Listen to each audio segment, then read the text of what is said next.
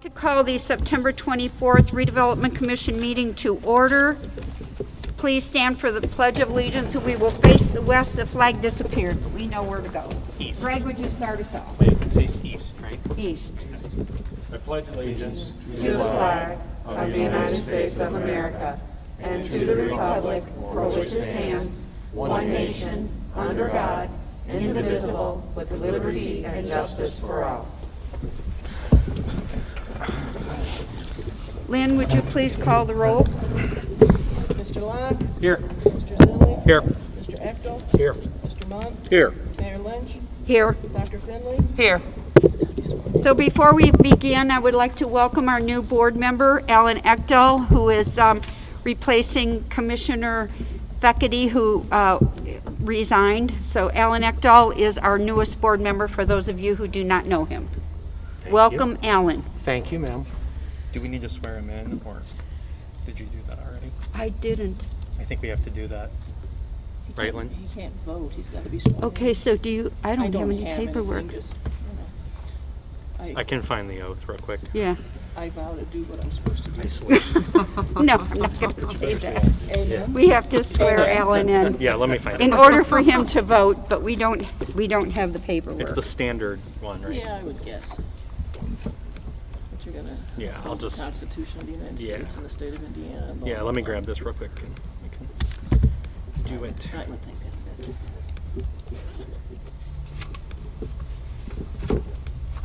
You send it to me on my beans as I can just, Well, I was just going to pull it up right here. okay.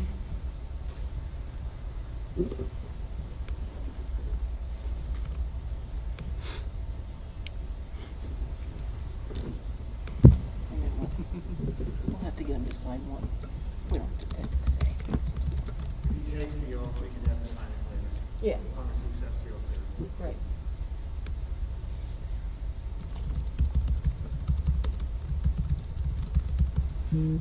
Okay. Go down there. Yeah.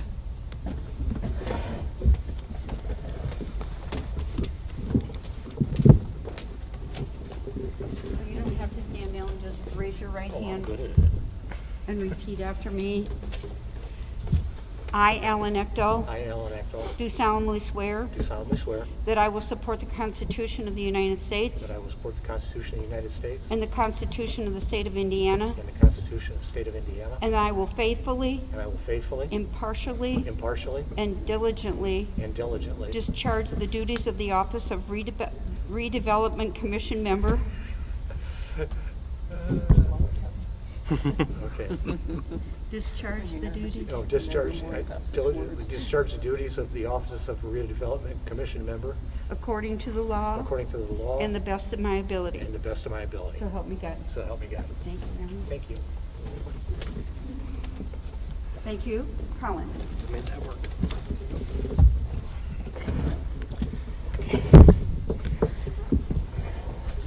We have the approval of minutes from the August 27th meeting. I'll make a motion to approve. Second. We have a motion and a second to approve the minutes. Is there any discussion?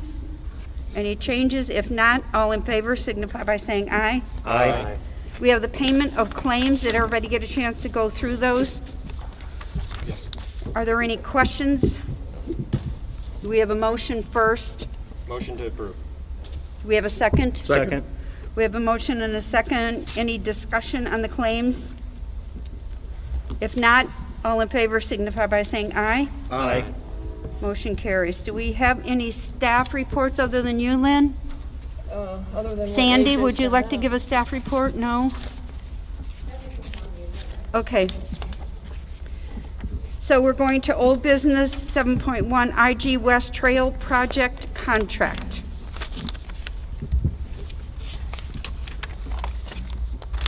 Sandy, do you want to explain that?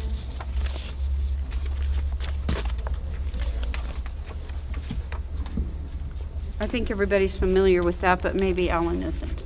Yeah, at last month's meeting, we opened quotes for a trail in Imagination Glen, the west half. The commission had decided to be the funding source for this trail, and we had one quote from Ruth Riley Construction in the amount of $36,765. And our department is recommending that we award the contract to Ruth Riley. Do we have a motion to award the contract to, is it Reith Riley? Reith Riley. Reith Riley for the Imagination Glen West Trail Project? I'll make a motion to award to Reith Riley for $36,765. Second. We have a motion and a second. Is there any discussion? Anybody have any questions? When will work commence on this? I'm going to get the contract signed today. I will forward it to Reeve Riley tomorrow and see when we can get on their schedule.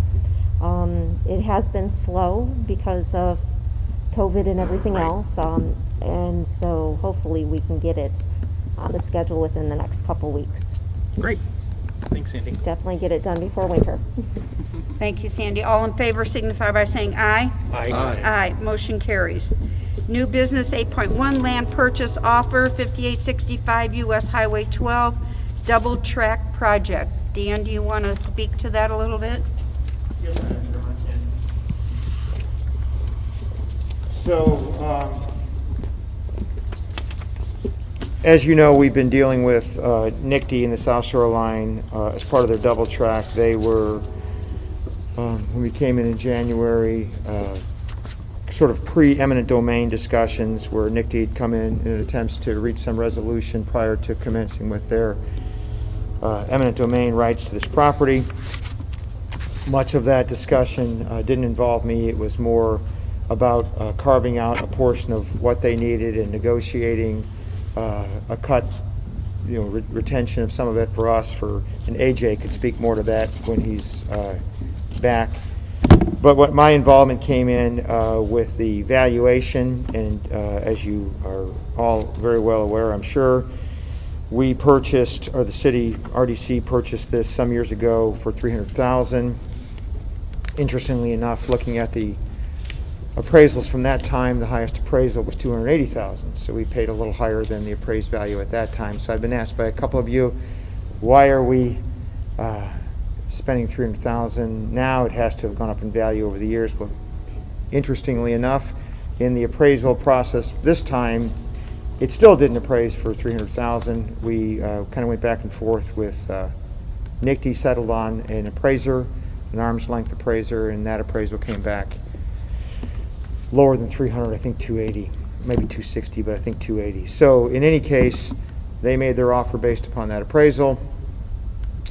I made a counter back to try to recoup our $300,000 from the initial outlay of the entire parcel before actually carving out our holdback. So at this point, I would recommend, based upon the appraisal, the negotiations, and the discussions, that the board does two things. I would ask that the board vote to either accept or not accept the acquisition offer of $300,000.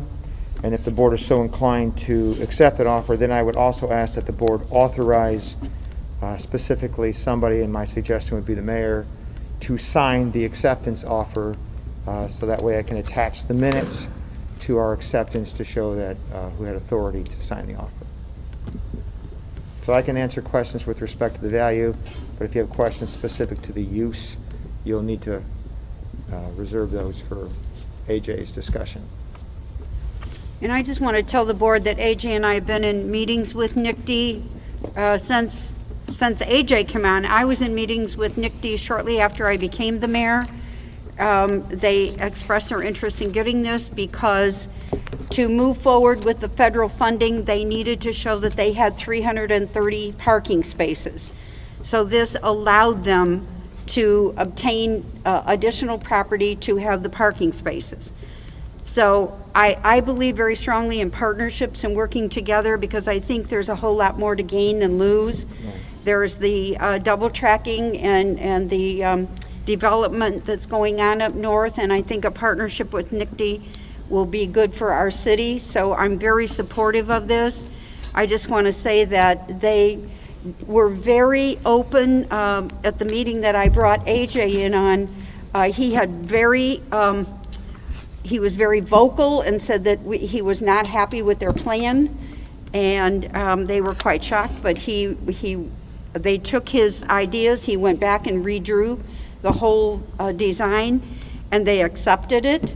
And there are still a couple of things that I would like to see happen up there, but I feel that because we have a seat at the table and we are working together in a partnership, that there is no dirt turned on this yet, and I know that NICTE wants to get going, and I think that they've been very cooperative with us, and we've been that way with them. And this was not the whole parcel, it was part of the parcel, so we still have a little piece of that property, but I truly believe that We need to move forward with this double track system. It's going to be a great thing for Portage. We're sitting in a good spot here. So I would like to see us go forward with that. Enough said. I will ask for a motion to approve this sale. And we're not giving money, we're getting money this time. I'll make a motion to accept the sale. Second. I have a motion and a second to approve this sale back to NICD. Is there any further discussion? If not, Lynn, would you call the roll, please? Sure. Mr. Lack? No. Mr. Zilli? Yes. Mr. Ecdahl? Yes. Mr. Munt? Yes. Mayor Lynch? Yes. Thank you, everyone. Now I would ask for a motion, if the board were so inclined, to specifically authorize Mayor Lynch to sign on behalf of the board this acceptance. I'll make a motion to authorize the mayor to sign on behalf of the RDC. Second. We have a motion and a second to authorize myself to sign on this document. Is there any questions? If not, Lynn, please call the roll. Mr. Lack? Yes. Mr. Zilli? Yes. Mr. Ecdahl? Yes. Mr. Munt? Yes. Mayor Lynch? Yes. Thank you very much. Thank you, Thank you, Attorney Dan. Whitten. We have the Garrettton School Redevelopment Consultant Presentation, which we've all been very excited about and we are anxiously awaiting. We've all been in and out of that building, and there's so many people that are excited about this project, and I want to say that there were several people that came to the open house. I think there were over 60 people, and that was a big thing. And people are still calling me. I had someone call me last night. They're interested in another part of the building. So good things for Garrettton. So if you want to proceed with your presentation, we'll be excited to see it. Is it okay if I just lower my mask? Yes, so that, yeah, because, and you okay. might want to raise that up, yeah, Okay. because we won't be able to hear you. It's like, thank you. Just to benefit some of those in the back.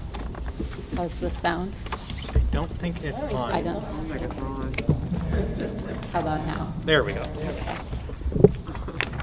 Good afternoon, Mayor and Redevelopment Commissioners. I'm Tina Rogers. I'm founder and president of Carner Blue Era, and I'm proud to be here today with our collaboration with Holiday Properties as the lead architect and Holiday Construction Group for project budgeting, and as well as mixed design for experiential design and overall creative approach to the project. And thank you for the opportunity to work with us here over the last 3 months. If you remember, it was July 23rd in which you approved our contract for us to aggressively pursue conceptualizing what the potential for Garrettton School can be.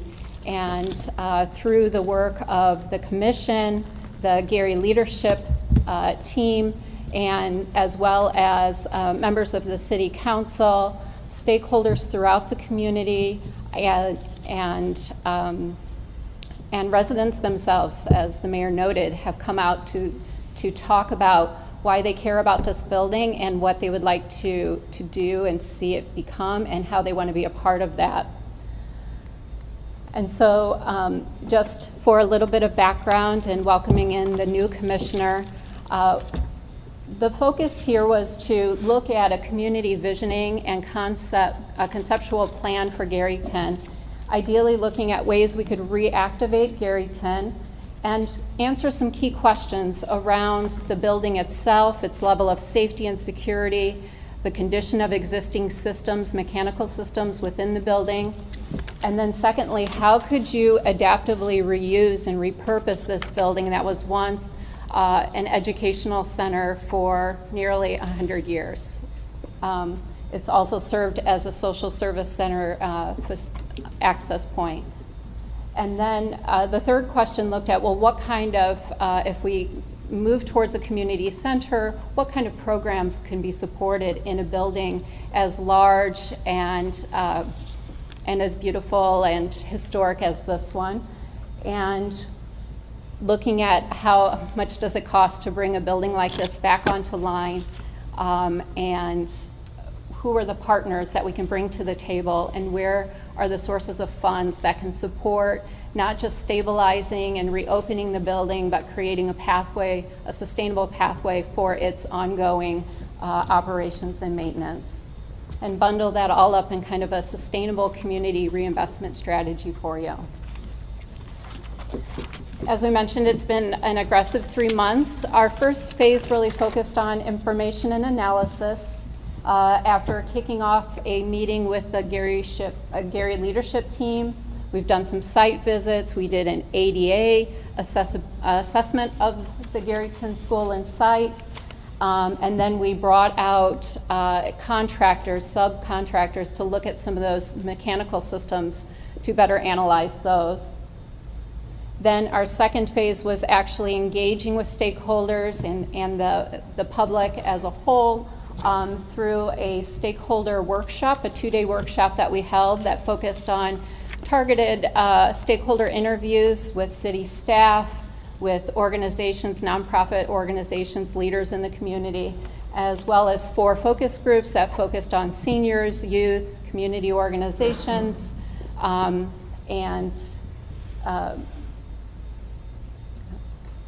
I think that's it. Sorry about that. And then in between all of this, the Redevelopment Commission and the city have done wonders in organizing some volunteer work days. So prior to us coming on board in June, there was a work day. There was a subsequent one here in September, as well as I believe there was another work day in there for some of the landscaping and so forth. So some of the first volunteer work day was the outdoors, and then the second one here on September 12th, we went indoors to clean out the interior. And then lastly, as we moved into the concept plan, we had a community open house where we actually opened up the building, allowed people to walk through the 1964 wing, to walk through the 1955, peer into the 1921.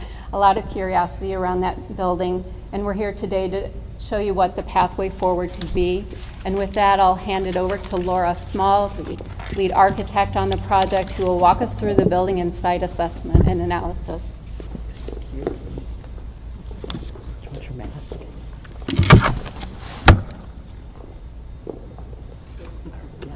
Thank you, Tina. As she mentioned, my name is Laura Small. I'm architect with Holiday Properties. And when we first looked at the building and when we came before you in July, we had mentioned that in our first analysis of looking through it, it was definitely a structurally sound building. There were durable materials that it was made of, the brick, the terrazzo stairs. There was a lot of things about the building that, some great architectural details, areas of the building that brought in a lot of light, a lot of natural light, large classrooms, big open spaces that we can definitely reuse and reactivate. So these are, again, just a couple of the slides of the existing interior, and then a couple on the outside.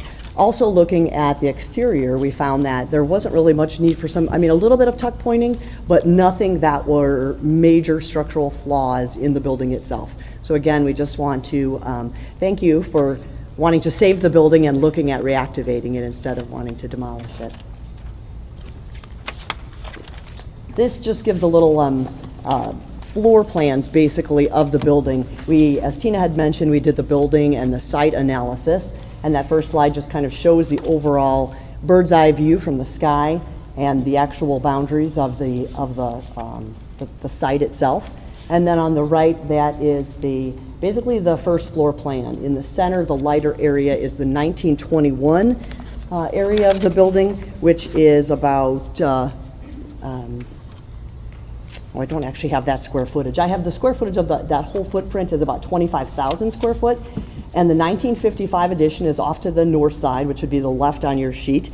That is about 4,900 square feet. And then the 1964 edition, which was to the west side of that building, that's approximately about 15,000 square foot. The next slide shows basically the second and third levels of that building. So when they did the 1955 edition, we have a second floor there, but it does not line up with the second floor of the 1921, so there is that roof space between there.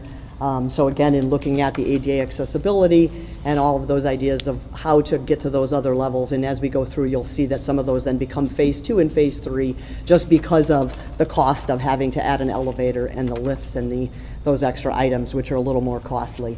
So at this time, we're looking at basically that first floor plan. And then the one on the right is the third floor plan, the 1921, and that is about 6,400 square feet. In creating our concept plans, it helped to determine what actually would be the phase 1. And our architectural recommendations for that was to basically focus on the 1964 portion of the building, finding out that that was the most cost-effective approach to take. So number 1, we want to make sure that we provide a safe and secure building. It's going to meet code, and we need to do some cosmetic upgrades. We're aware of that. We also need to provide that ADA accessibility. And at this point, definitely to the phase 1 and the phase 1B, which again, you'll be seeing here shortly on the plans. Adding ramps and a chair lift right now from the 1964 level down to the gym. So I know we have that exterior entrance off the gym, but we also want to be able to go through the whole building and be able from the inside get down to that gym level at this time with phase 1. In addition, we've studied the building and provided for allowances for ADA accessibility to all the future phases, as we had mentioned, the elevator, lifts, and ramps that would be required for phases 2 and 3.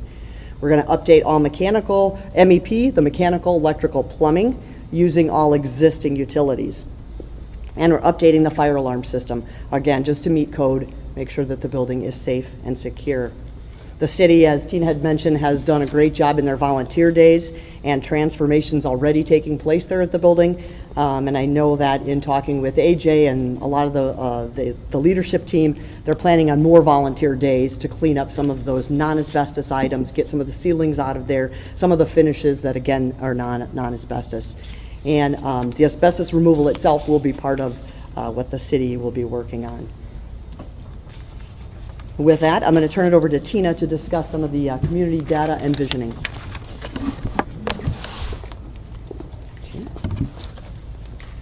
When we met initially with A.J. Monroe, he asked us to really look at creating a robust community engagement process for this project. So there's 2 ways that we went about that. One was collecting community data, looking at various studies, surveys that are directly about the city overall, things like demographics, public safety issues, just getting a sense of the characteristics of the city of Portage, and then specifically having met with some of the community stakeholders and organizations like the Y and the Portage Township Schools. There's been survey work done at a different level, so when you begin to look at different segments and the different populations within the city, how are they experiencing quality of life in Portage? What are some of the needs? What are some of the community gaps? And so when we engaged in the stakeholder workshop process, we, as we were listening to those that attended, is the kind of key quality of life issues that came up. Arts and culture really emerged as an important item, that there are a lot of local talent here within the city, throughout the city, and having a place for them to gather would be exciting. Looking at how does a building like this contribute to the overall local economy, but also how could it be a draw to perhaps bring dollars in from visitors within Northwest Indiana or who might be passing through. So that was something that we considered. And then we had both the police and fire departments as stakeholders to this process. And it was very exciting to hear about the types of unique training opportunities and needs that they have, and where they could actually serve as a host community for other departments to come and hold training here. So that's an opportunity for potential revenue. And then education was a large theme. Obviously, with the building itself having the history of being an educational center, and the stakeholders that came. So looking at that youth component, but also people here in the community that want to be lifelong learners. And then we also talked about transportation issues, looking at the connectivity of the overall site with the lack of sidewalks along Central, It's not well connected to some of the trailways and so forth. So we wanted to examine some of that kind of connectivity, how to make this multimodal over time. And then, again, how does a site like this contribute to the overall health and recreation? So when we look at the seniors or youth that are going to clubs or to the Y or to the Bonner Center, when those programs kind of max out, or, for youth, they might grow out of a program, or for seniors who want to be still in a social gathering in the afternoon, they're looking for places to go, and these things help support our health and well-being of residents. And then looking at the role of government, here the Redevelopment Commission is looking to be an initial investor to seed the stabilization of the building, but over the long term, that's probably not the preferred government structure. So how can a nonprofit type of structure complement the work that you're doing? And then lastly, there was some needs about looking at issues of housing and some shortages or opportunity. Is this an appropriate building for that? And early on, we determined that this building was not an appropriate for market rate type housing or even a subsidized at this point, that the need for the community center was much stronger.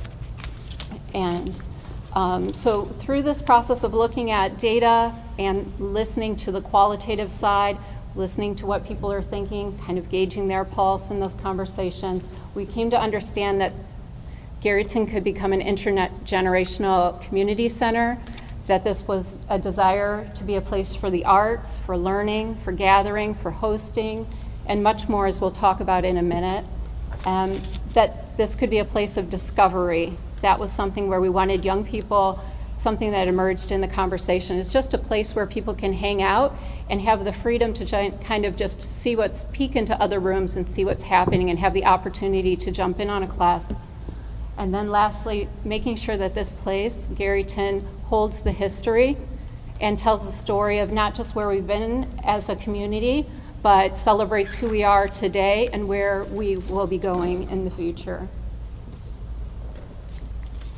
So when we began to look as a community center as the adaptive reuse, there's kind of 4 things that emerged. The one that we have focused a lot about was just generally speaking about the community center as a multi-use facility. And in just a moment, you'll see some of the floor plans that reflect that. We haven't narrowed down spaces and put strong labels on things at this point. We just know there's a lot of opportunity to be highly flexible, multiple use. And then we began to explore, well, what if there's a daycare option? This was a function that the building has served in the past. There's some community interest now. So we'll show you a little bit of what that looks like.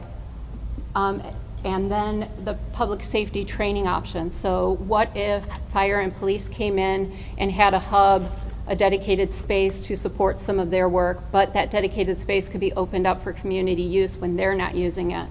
So you'll see that as well. And as we get a little bit deeper into this discussion, the one thing to think about is that long-term sustainability. If the city prefers not to be the long-time owner, manager of that building, the way that you initially begin to look at programming up front is going to influence that nonprofit structure. So as an example, arts and education emerged as a focus for the building. And if there was a stronger arts focus, there could be an opportunity to nurture that nonprofit to become an organization that could potentially receive state funding through the Indiana Arts Commission over time. And that may be a longer-term sustainable route for the building. And education, we had a lot of discussion around workforce development. So when you have workforce development funders, organizations supported through state funding, if they were tenants in the building, there could be a revenue implication with that. So I just highlighted that 4th option so that you could begin to think about how programming is going to also help influence that longer term structure that we have a much more opportunity to explore. And so with that, I want to introduce Mickey Tomich, and we'll begin to talk about what the community center and these 4 options might look like in more detail. Thank you.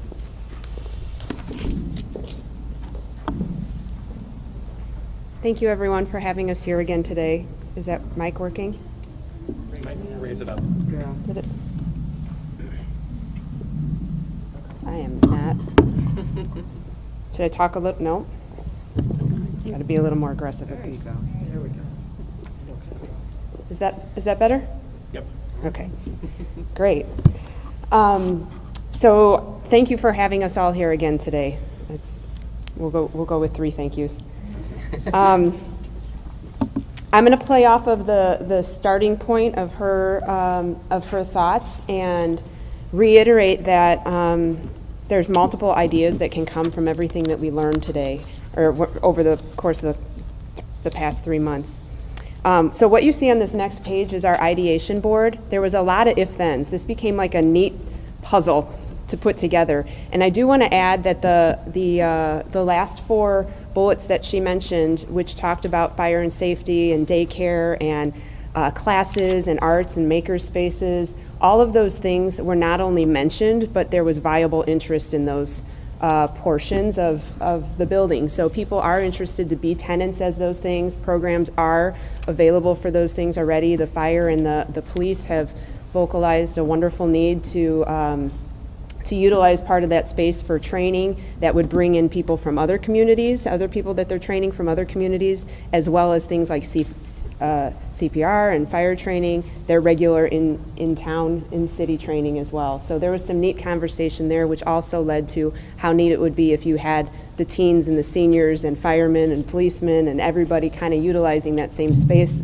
and developing a comfort in a casual place together. So that was neat. So that left us to this page, which had multiple ideation what ifs. And the first one that you see there is what we were calling the minimal option. So we kept saying, oh, phase 1 could be this and this and this and this and this, and then pretty soon we're highlighting the whole building, and we're like, all right, 4 steps back again. What really should it be at minimum for minimal spending out of the gate? And that's where that first phase was created. This one, which you'll see in a theme that kind of goes through here, is that community cafe. We are looking for that third space, and we kept landing, through our focus groups and our internal conversation, we kept landing on a place that would be great for teens and great for seniors, and oh, by the way, all the families would like it as well. Businesses might want to meet there too. So we kept coming back to this coffee shop community nucleus, this theme space that would be sort of the centerpiece of the building. And so you'll see that highlighted in a lot of the renditions, but that community cafe space is in option 1, and it's also in our minimal. And the minimal idea was to utilize the utilities and the construction components that Laura talked about, and say what is the minimal we need to do to get it up and running and exciting, and then see if we can start to generate some enthusiasm, some revenue, some volunteer around that centerpiece. I won't go in detail through all of these, but I will highlight the differences. In ideation 2, we said, what if that daycare wants to be in there? What would that mean? Well, that means we need to securely zone that off, give it its own restrooms, give it its own doors that can be shut for security purposes, which highlighted a need for an alternative bathroom and potentially a kitchen. So that you'll see how we started to drip outward from that main nucleus. In option 3, one of the things that was highlighted throughout all of the focus groups that we had was events, and the stage kept coming back into play. So, being able to generate money by having the ability to host events, small weddings, corporate gatherings, utilize a sound system, a stage, have a place for recreation, practices. We talked about people that, and everyone that had a band said, I'd love to rent band stage time to practice. Great winter when you can't have movies in the park, all those types of things. So that then became, that would be a great centerpiece. And again, we kept going back to the things that could easily be made ADA accessible with either a ramp or a ground level entry. So in number 4, one of the often mentioned items was lifestyle or life skills. And some of those life skills were everything from changing your oil to changing a tire, to there was community need for lifestyle skills and woodworking and things like that. So we did learn that you could also possibly utilize 2/3 of that boiler area as a shop area. It is on ground level and in the back. So that's ideation 4. Ideation 5 was, doggone it, we really want all those things. And so that's what you see, kind of a combo of what could be brought to life. It obviously would cost more money, but it could all be done from an ADA accessibility in a phase 1, but it's of course a mechanical financial hurdle. And then the last one was, that public safety component. We learned that there are some grant money dollars that the fire and the police were interested in possibly pursuing if they had a designated area where they could host some of their classes and training and things like that. So there is an option there where we could highlight some of those out. Now, phase 2 is mentioned in all of these, and phase 2 is an option for all those things. Phase 2 is just a more complicated accessibility. So if it were being used for private needs, that is something that can be explored. So from a utility mechanical, Laura can answer those questions, but that phase 2 is a definite low-hanging fruit for the next steps. So our concept plan, I just didn't want, I know we don't have a lot of time today and we're giving you guys a more robust ideation component to this plan soon, but I wanted to highlight a few things going into the renderings, which will just take a few more minutes. Target and geography, our takeaway, again, all of these are our takeaways from the focus group, so I'll just say that one time, but our target for this whole creative process was what is defined as the service area being all of Portage. We would love to draw people in from outside of Portage and have a really great community space, but we were really focused on all of Portage, not just the Garyton neighborhood, with the overarching targets being teens and seniors that have a really missing piece. And we also thought, as we go into all the learning components, the history, the arts, really have a high hope for drawing in seniors as a lot of the mentors and teachers within some of these classes and programs. And then young families kept coming back up. Of course, they can all utilize all these spaces we're talking about, but young parents and a lot of life skills classes that can come with that were also something that was highly focused on. As Tina mentioned, we do visualize a non-for-profit component to this with your programming and somebody to drive the fundraising that could be attached to this. We also see with a lot of the programs and the life skills classes that were asked, you could see a lot of great corporate partnerships. Like there was financial ones that came into play. Wouldn't a bank love to be part of that, and share their message and maybe teach some life skills classes for young teens, young families, things like that. So there's some neat dots that were connected as far as marrying in opportunities for businesses to kind of partake in that from a sponsor partnership standpoint.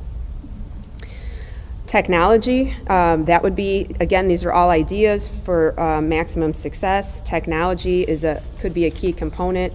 We had mentioned the idea of having a mobile app. If you do invest in the gym and some of the abilities to, meeting space is a big problem for a lot of the organizations in the city, as well as people that are e-learning, as well as businesses and people that are working from home now. So the ability to go online on an app and book a space, whether you're going to have a birthday party or a class there or a space, or to inquire about utilizing the stage or renting the gym, things like that. Wi-Fi accessibility everywhere was kind of a resounding yes. And then touch screens and some mobile interactions. So we can kind of go into those in the elaborated plan. The centerpiece to the space, again, I mentioned as the coffee shop. The programming would be exciting, fundraising, technology management, classes, lifestyle skills. And then from a programming standpoint, we do feel like with all of the things that we're talking about, a dedicated person or small team that's really leading it, that's passionate about the community, with some programming technology and skills that fit into that event realm would all be a necessity for maximum success. And then the fun part, we're going to talk the interior inspiration. Really, we had some fantastic meetings with the Historical Society. We talked to people about the arts and the history of the building. And so we really want to bring that space to life, but we also don't want it to feel like a school. We want it to feel like a historic, warm, modern, functional work of art that you guys are investing in. So that is the goal for the inside. And then on the exterior, we want it to be really pleasant and inviting from the outside. We want to have little vignette type maker spaces outside. We want to amplify that Veterans Memorial that's already outside, you know, kind of embellish that, create some more outdoor space in the front, bring that coffee shop component outside a little bit, and then have some very purposeful spaces in the back, depending on which plan you guys go with. You know, a daycare will lead a little bit one direction outside versus the classes where you might have a community garden or some of those types of things. And then with the fire team wanting to potentially have some training areas there too, that would shed light on what we could do with that outdoor space. So that's the highlights, and now the next couple slides here, I can just share our phase 1 vision, and again, it can be a puzzle you guys can put together, or the town and group, whoever forges ahead with the leadership of this project. But our phase 1 recommendation would be to bring the 1964 wing back to life, centerpiece it with a community cafe, see if the funds can be doable to bring that gym theater to life so that you can potentially generate revenue with the events that would complement that. That would also, you know, fire and police also talked a little bit about that gym space being great for tactical training, and that would complement some of the breakout sessions. But it was also driven by the types of classes you can have in there, whether it's a yoga class or a makerspace breakout class, a socially distant class, things like that. So that gym felt like a real cool gem in the middle of all that. We wanted to extend out the main entry area, and then right in front of the 21 area is this fantastic hallway, and we really wanted to utilize that space to pay honor to the history that has happened in that building. And then in the front, we had marked that as a phase 2, but it is the front of the building. So, you know, it is so tempting to say, yes, and this, and this, and this, and you're like, all right, wait, let's back up a few steps again. So that front of the building, having them start off as simple, clean, flexible meeting spaces, and then further establishing their purpose as you go might be a nice benefit to bringing the welcome feel to the front of the building. So the next 4 slides kind of just bring that to life. I've said most of the words that go with that, but this is an inspiration picture for how a classroom with a lower ceiling and windows and that entry area. Currently in the front entry, there's a nice little glass wall. If you were at the open house, you would have seen that. So we kind of want to extend that a little bit further and give you this feel. You still have this main hallway, but you would have this feel of this coffee shop centerpiece. Possibly, if the budget allows, have some windows out front, extend that seating out. Maybe there's a small little, you know, I don't want to scare anyone and say bonfire feature, but maybe there's a small little nice fire feature where you can be outside. You could always have some kind of light music and sort of bring that space outdoors a little bit. That brings us to the next picture, which is just a small rendering of that. You know, maybe having some great signage. You can see in the outdoor seating photo how we did add a few windows to just bring that outside and inside together. The next one is the gym theater. We do feel like it would be pretty cool to add some enhancements to the theater to give it, to make it feel a little bit more than a gym. But if you wanted to have an open mic night or a band night or somebody corporate event, it would be classy enough that you could do all of those things in one and not feel like you're only in a gym. So some of those amenities have been priced out for you, but it also feels sponsorable and programmable then. And then the last full rendering we have is the entryway, which you know, the ramp can be done in multiple ways. This is the concept, but the idea being the least effective way to make it, or at least the most cost-effective way to make it ADA accessible would be to add that ramp to that main area for the in and out. And you'll notice on the right-hand side there would be an office added for the nucleus office for the building as well. And then that would allow, when you get to the big picture one on the next step, that would allow for management of all of those classrooms being flipped into flexible meeting spaces. And you'll notice that our descriptions on each room are specific yet vague because it can be so many things. But the neat part is every rendition of the phases that I went over with you in the first slide basically supported the same layout. So you can have the flexible meeting spaces, which is very similar layout to the current classrooms. So from an infrastructure and design standpoint, it would be very aesthetic. A lot of technology, furnishings, those types of things would come into your FFE package, furniture, fixtures, equipment package. I think that this big picture is pretty self-explanatory. So it's a hybrid for everybody that would say, well, what is the ultimate goal here? And this is your hybrid understanding that your orange is basically the key centerpiece items. Your yellow is the hopeful additional phase 1 items with the flex space, training space. Your green would be your phase 2 items, which would potentially be your shop that, once the boilers are brought to life, we could get aesthetic and elevate that. And then the phase 2 kitchen, the kitchen would be for the purpose of, without the daycare, the kitchen would be for the purpose of possibly supporting the cafe. If you wanted to add more lunch items and things like that instead of just a coffee shop.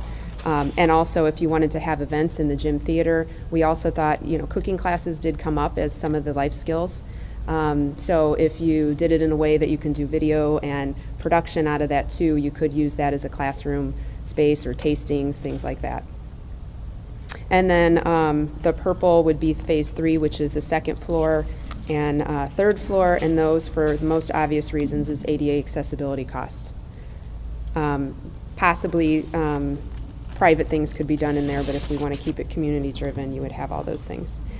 There is, just on the bottom of this, there's a public safety training space rendering. There's all different kinds of ways, but the fire, if you were to entertain that, the fire department was hoping for something where they could do training through a building. We thought you could even potentially add a garage to that and have added shop class capabilities and things like that. So lots of fun stuff here to talk about really quickly. And then I think this is my last slide. I'm terrible at flipping slides up here. I think this is my last slide. But this is a bird's eye view of the overall property and our ultimate vision for what that would be. On the left-hand top side, you would see kind of the existing trees, so amplifying up the memorial tribute area and having great Wi-Fi access out there, maybe a couple tables and benches. People could enjoy that space like they would a park. You have your outdoor cafe space, additional sidewalk next to the 65 addition that would safely take people front to back. And then the addition of using the existing green space back there to potentially have an outdoor community garden. Above the community garden, there's a great pourable foam playground material, so we were thinking you could utilize some of the parking space. You want to keep playgrounds and things like that close to the building, so we created a safety fence outline, some green space in back, and if you did, whether you had the daycare or just a community space, keeping the parking lot to green space safe on one side. So we kind of stacked all the fun stuff to one side there. And then potentially if you wanted to create a path that went back to the gym area, you would have a nice little walkway back there that could take you to the shop, or an ADA access to the gym. If you were going to have a wedding or a formal event of some kind, you wanted people to enter there instead of going through the building because it was, closed or something like that, you have that option. And then we also did a temporary concept placement for fire training house with a potential garage. From what we understand, you can also have utilize that for other classes, like I was saying, if they were life skills at home classes, fire safety, automobile related, things like that. So that is the parking right now. Don't count spaces, that's not to scale, but that is the overall concept. That green space in back is also a great spot for a pavilion. So I mentioned we do have a line item for a pavilion back there if we wanted to have a picnic pavilion or learning space. So that is all the ideas slammed into a few minutes, and I will turn this over to Laura to talk about, to bring me back down to reality check of cost. Thank you. Not as high as I was expecting. That's good news. Yeah, I know. Well, that was kind of a little bit of a shocker, I think, to us as well. Not really a shocker, but when you do look at the overall cost, we did have Holiday Construction Group, which is part of our office as well. They took a look at the building and all of our Phase 1 ideas, the Phase 1B, sent it out to contractors for bidding in terms of the interior and also the exterior, mechanical, electric, and plumbing. So when you're looking at the total square foot of the building, 40,000 square foot is all 3 floors of all the buildings, all the additions.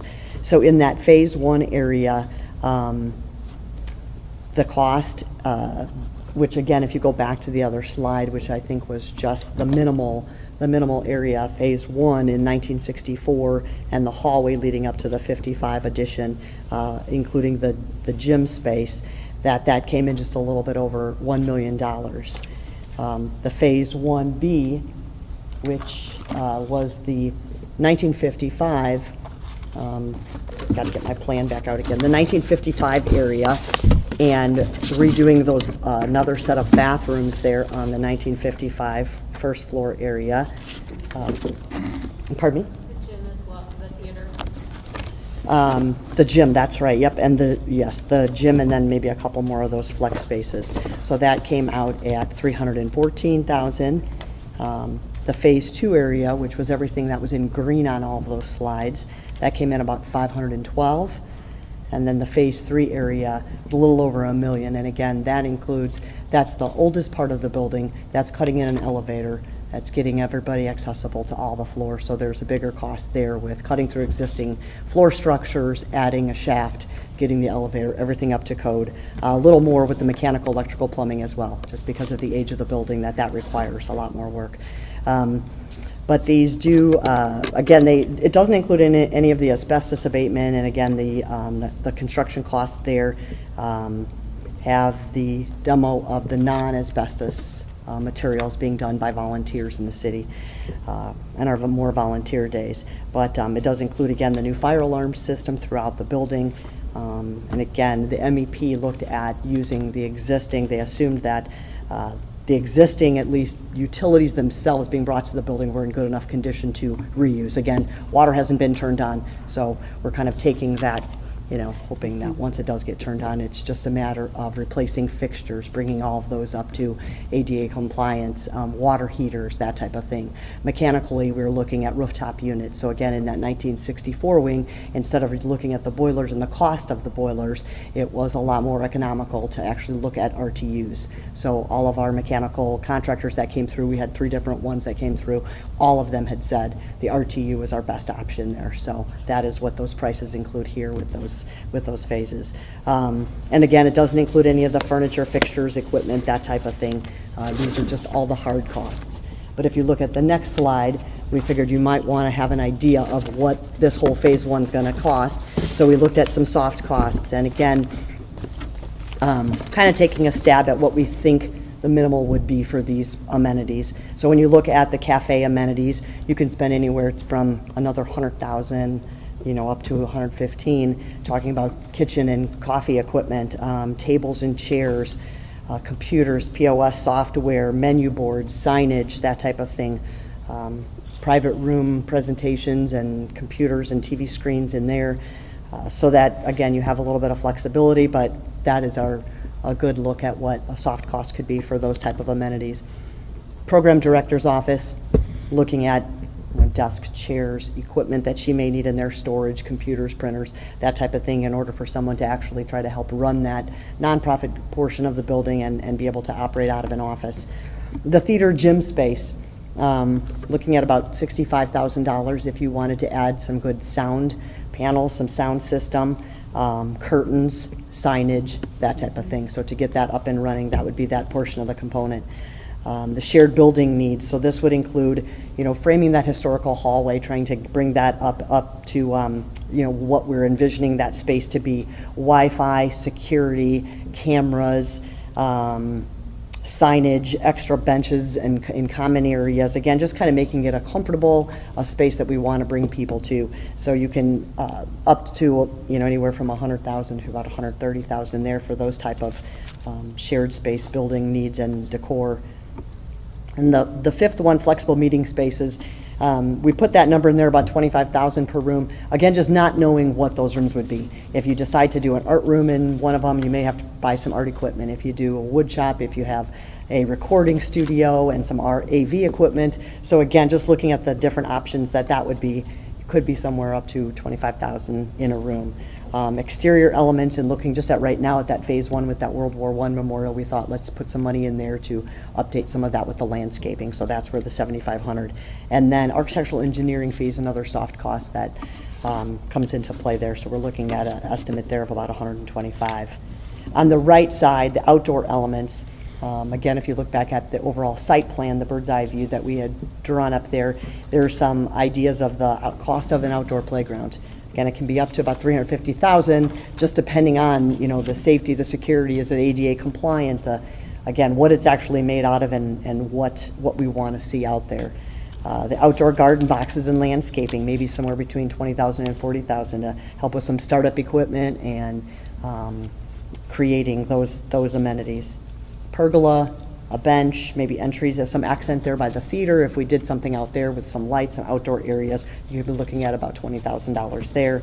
Also, if we did a whole outdoor Wi-Fi pavilion learning space, like a totally separate outdoor building, basically, open structure, somewhere between $35,000 and $75,000. So when you look at the Phase 1A and Phase 1B, along with some of the exterior upgrades, including with the soft costs, it would be about $2 million is what I think some of you guys are maybe adding up all the numbers now, but that's about where we're looking at in terms of if we decided to do all of Phase 1A, Phase 1B, and the exterior with the soft costs that we've talked about here on the left, that it would be somewhere close to about $2 million.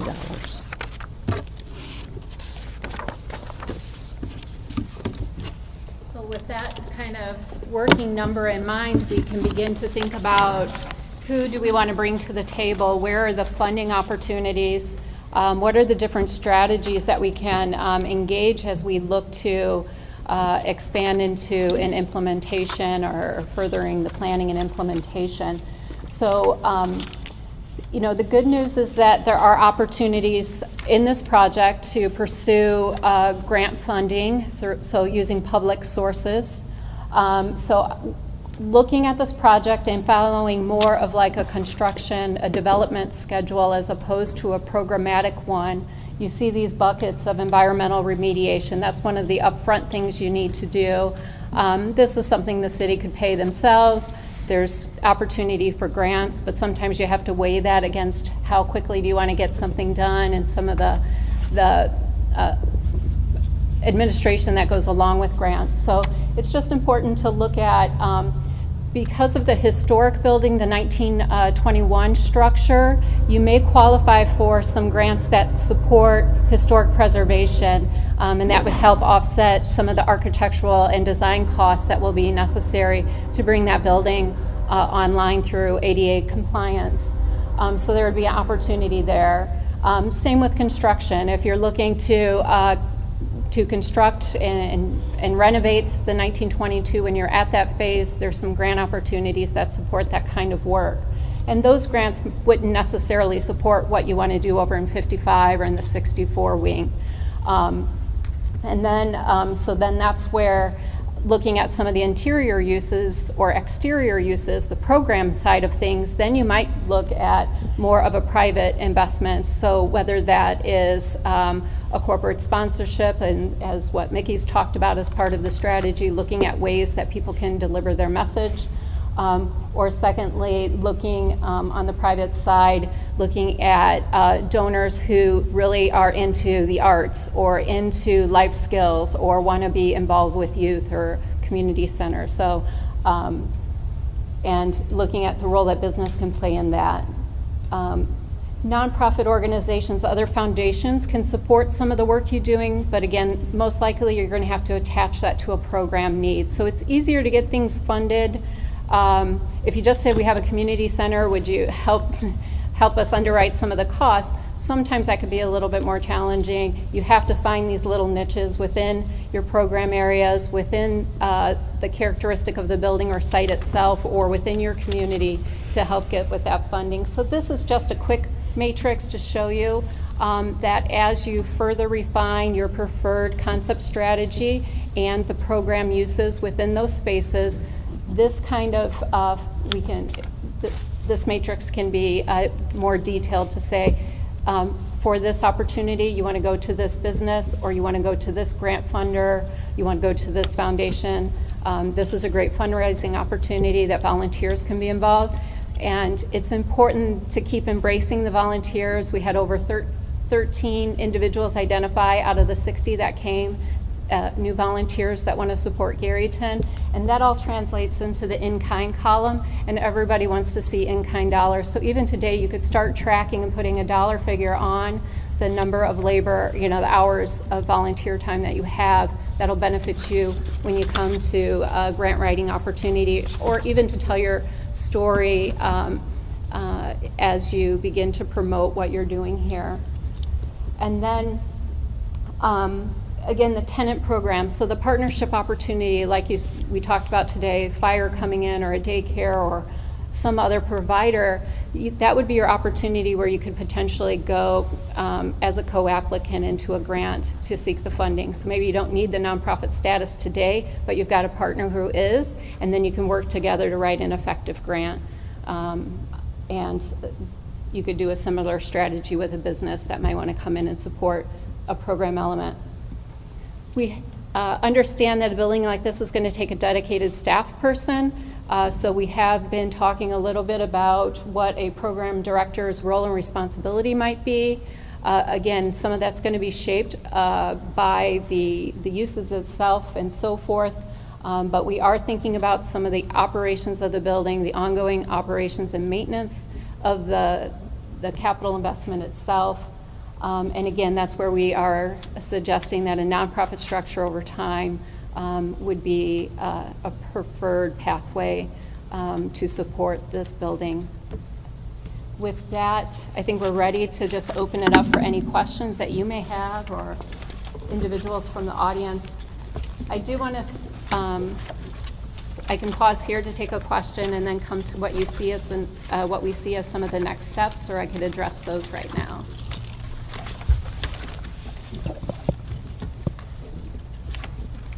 Questions? Okay, we'll do questions and we can come to what the next steps Okay. are. I think, Laura, when you're going through the square footage, I was trying to jot it down really quick. Yes. And it's coming up with more than 40,000 square feet. It's coming up with what? I was coming up with more than 40,000 square feet. Okay. Could you, on this page, whatever number that is, could you run through the square footage again?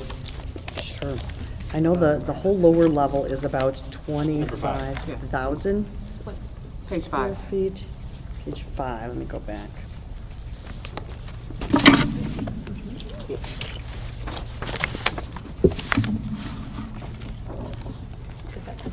Yeah, so on that, the whole first floor there, when you look at the whole footprint, it's about 25,000 square feet. Okay, so the highlighted area is on the far right. The highlighted area on Or the... the activated, that page right there, all that's 25,000? No, that 25,000 includes the 1921 area as well. So this area as well. L shape. Yes. Okay. Well, yeah, the whole entire building there. So including that lower level of the kitchen, the gym, right, everything. Otherwise, Okay, the whole right page. Imprint. yes, the whole imprint. Got it. And that's Basically, 25,000. basically in this one, when you're looking at this shape here, that whole entire shape, Okay. that's like Got it. just about 25,000 square feet. And that includes the gym and The gym, the kitchen, the Okay. existing mechanical rooms, electrical rooms, yes. Okay. And of that, the 4,900 was the The front. 1955, Thank you. Okay. and about 15,000 was the 1964. I believe it's just about 15,000.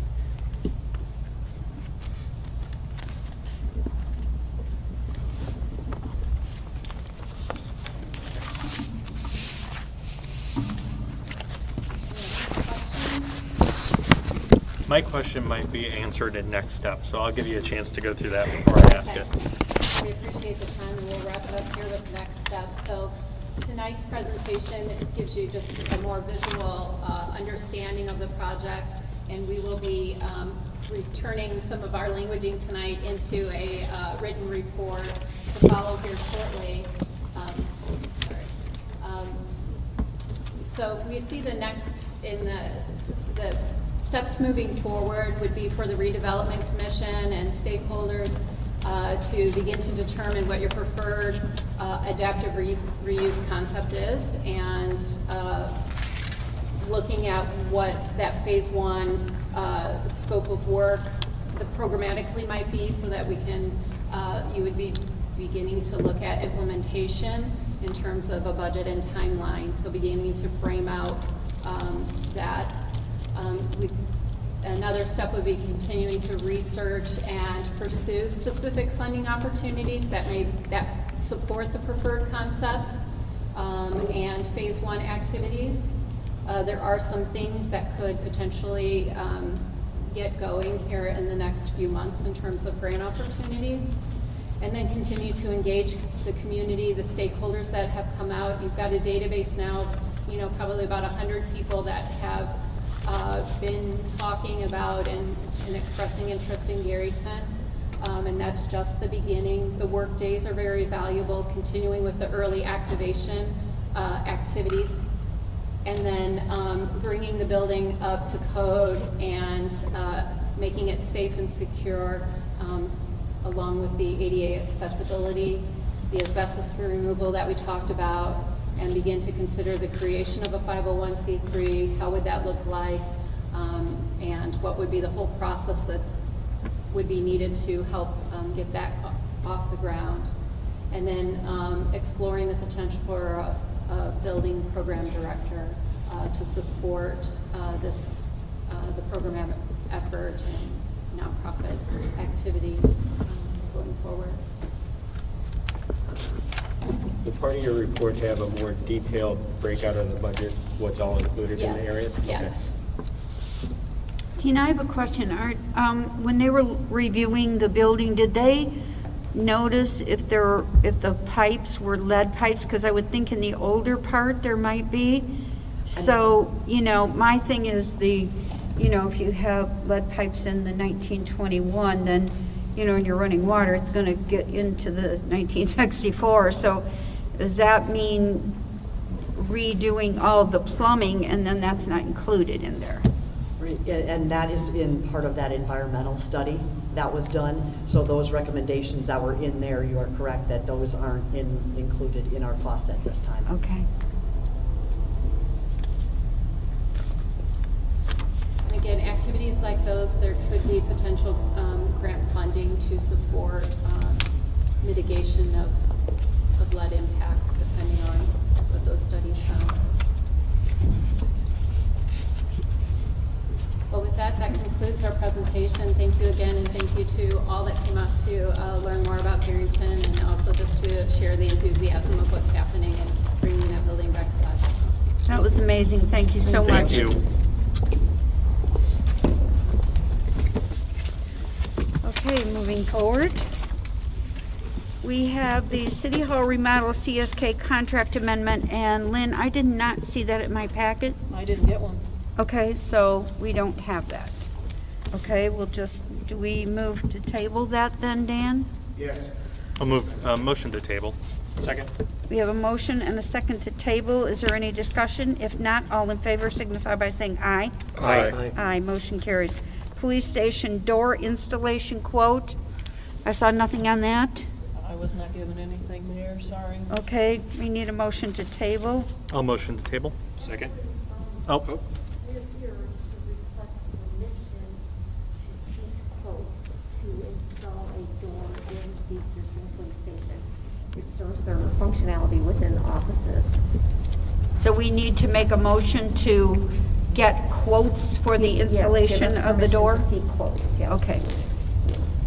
Well, I'll change my motion to a motion to seek quotes.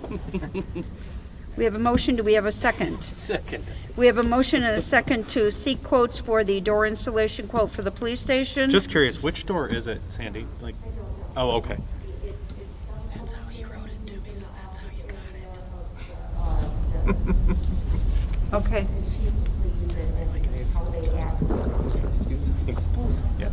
So all in favor signify by saying aye. Aye. Aye, motion carries. Thank you, Sandy.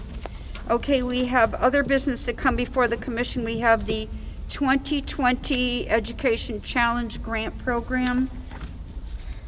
Did everybody see that? Yes.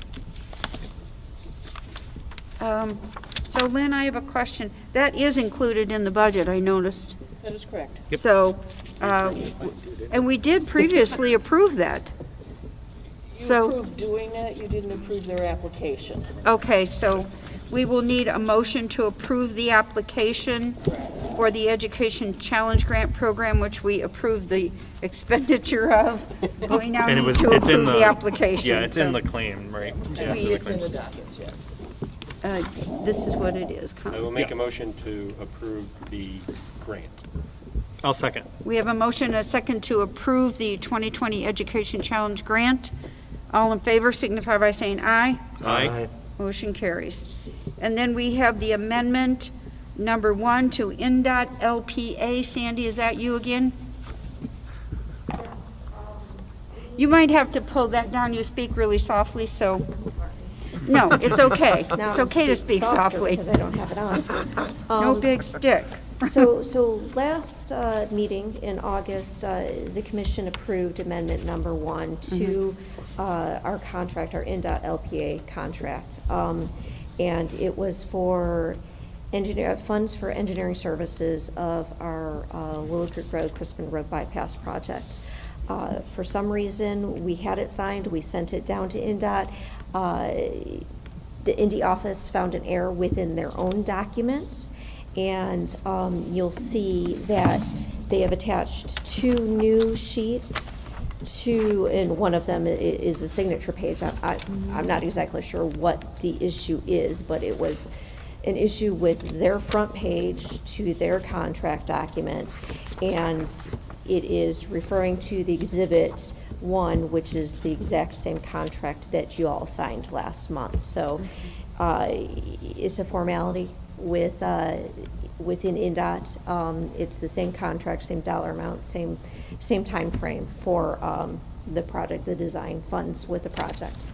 Okay. So we'll need a motion to reapprove this with the changes that NDOT made. I'll make a motion to approve. Second. We have a motion and a second. Is there any discussion? Any questions? If not, all in favor signify by saying aye. Aye. Aye. Motion carries. Is there any other business to come before the commission? I would just like to make a comment and just say on behalf of Portage Township Schools, we thank you for approving our challenge grant this year. So thank you. It'll be able to support students, especially who are in need of additional support services for the remainder of the school year. So thank you. You are welcome. If there is nothing else, I will entertain a motion. Oh, sorry, Sandy. Were we wanting to address the email that AJ sent out regarding the GIS landscape design lead and the funding? I don't have my computer with me. Do you have that, Colin? Yeah, looks like it came yesterday. Okay. Lynn, did you see that? Yes, I didn't make a copy, but I have it. Okay. Did everybody get that? Is it the 10,000 for Joe Eber? Yes. Yes. We are moving Joe over to the community development because we think he can be better utilized over there and help us with our landscaping design because he does, I think, have a degree in landscaping, doesn't he? That's his degree, exactly. Yeah. Mayor? Yes. May I ask if his total salary is going to be moved to the city side, or is it going to stay I with think for the stormwater? remainder of the year, it's going to stay the way it is. That way I can just let payroll know According that to it's the not all email that changed. AJ sent, according to the email that AJ sent, his original salary is going to continue to come from the Storm. stormwater side. And in order to get him over here and do the additional work, he's asking for the additional funding. Obviously, the amount that he has listed is an annual amount, so it's not going to be the full amount taken out of the budget for this year. And then we'll bring this to the council, Dan, in October to amend the salary ordinance? Yes, if Okay. you guys are so inclined to move forward. So would the motion be to approve and amortize $10,000 through the end of the year for this position? Dan, is that I'll second that correct? motion, if that's it. That would do it. Okay. I'll second. We have a motion by Greg and a second by Colin. Is there any further discussion? If not, call the roll in, please. Mr. Leck? Yes. Mr. Zilli? Yes. Mr. Eckel? Yes. Mr. Monk? Yes. Mayor Lynch? Yes. Thank you, Sandy, for bringing that up. Is there any other questions, concerns, anything to come? Yes. AJ, we had gotten a letter from Purdue University regarding the rental space at the NERC building. And it came back to my desk, and I don't know if anybody acted on this letter. Did you see it, Mayor? They went out of their contract. Right, but they will not be leaving until March of 2021. Correct. Yeah, So do we want to sign this and accept the fact that we know they want to move out? We don't even do anything today. Nothing at all? Nope. Okay. Just wanted to make sure I didn't want to. Pardon? I had a couple questions on it. Okay. So just hold off. I had a couple of questions. Okay. So if we could just hold off till the next meeting, I'd like to dig a little deeper in the well. Okay. Let me know if it needs to go back on the agenda, or go on the agenda. All right, thanks. Thank you. Thank you, Dan. So if there is no further business, I will ask for an adjournment, please. Motion to adjourn.